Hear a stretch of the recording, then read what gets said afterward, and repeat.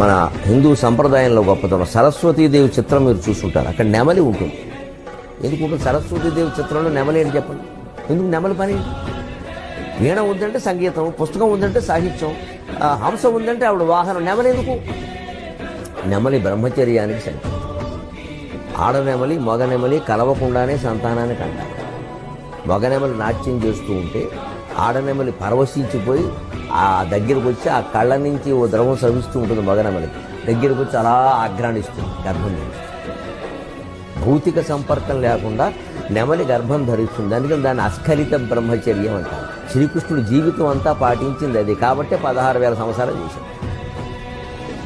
ఈ స్త్రీలందరూ భర్త అని వాళ్ళు అనుకున్నారు, కానీ ఆయన ఎప్పుడు అనుకోలేదు.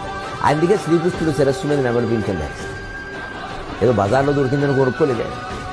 దాని అర్థం అది. మన దేవతల విగ్రహాలు, వాటి తత్వాల, ఆభరణాల, ఆయుధాల్లో గొప్ప తత్వం ఉంటుంది.